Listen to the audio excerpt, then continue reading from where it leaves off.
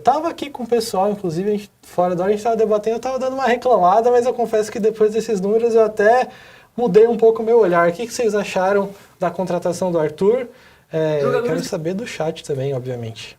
Eu vou trazer aqui só um fato, que é o ranking de contratações mais caras da história do Palmeiras.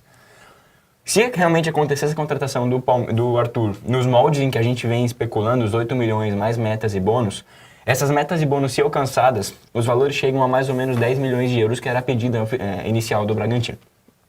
Esses 10 milhões de euros, quando convertidos, chegam a aproximadamente 56 milhões de reais. E um jogador formado nas categorias de base do Palmeiras vai também se tornar a compra mais cara da história da instituição. O Arthur, se batesse 56 milhões de reais, se torna a compra mais cara da história do Palmeiras.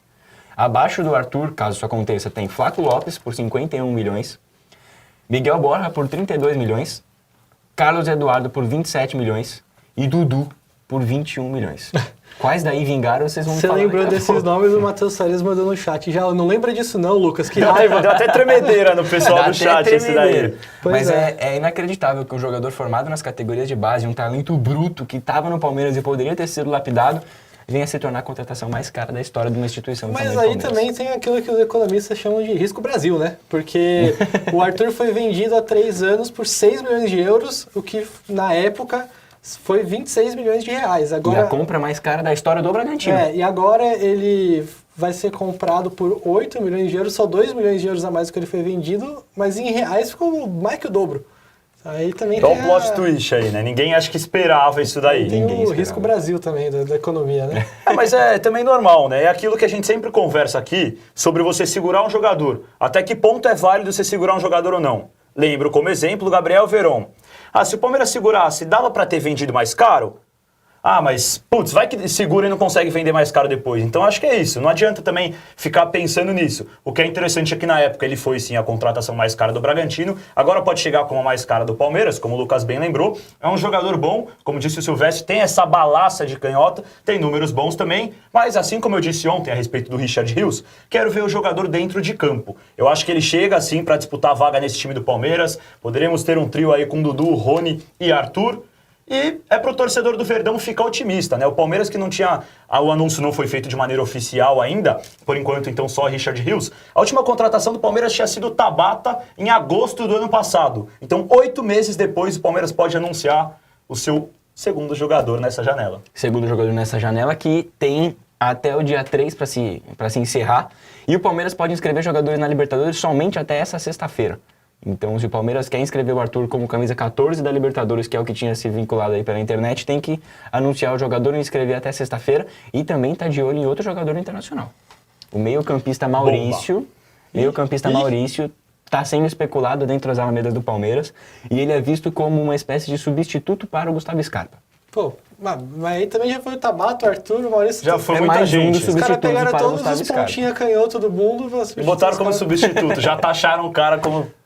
Vamos esperar. Vamos esperar. Exatamente. Não, vocês opinam, eu conduzo o papo. Mas realmente esses números do Arthur são bons. São assim, bons. Né? Se ele é um cara talentoso que consegue fazer gol e dar bastante assistência, pode dar certo, realmente. Mas confesso que eu não... Eu acho que o torcedor do Palmeiras não está num patamar... Eu também concordo com você, os números, igual eu disse ontem, talvez não significam... Mas acho que o torcedor do Palmeiras não está num patamar de poder reclamar. Acho que o que vier é lucro. Pode ser que não venha o jogador esperado, como é o caso do Alan, do Atlético Mineiro, que era o esperado pelo torcedor. Mas acho que o que vier, nesse momento atual, é lucro. Sem nenhuma contratação e com duas perdas muito grandes, a do Danilo e a do Gustavo Scarpa, o Palmeiras chegou numa final de Campeonato Paulista. Então não tem como você criticar o trabalho que está sendo feito, ainda mais reclamar de um reforço que está chegando. O próprio nome diz que ele é um reforço.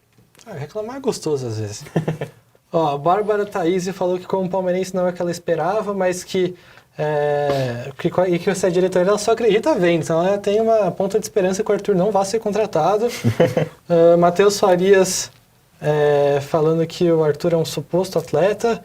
Eric também, pelo jeito, o Eric também é satisfeito, falou que as pessoas sempre procuram alguma coisa para justificar as contratações erradas do Palmeiras.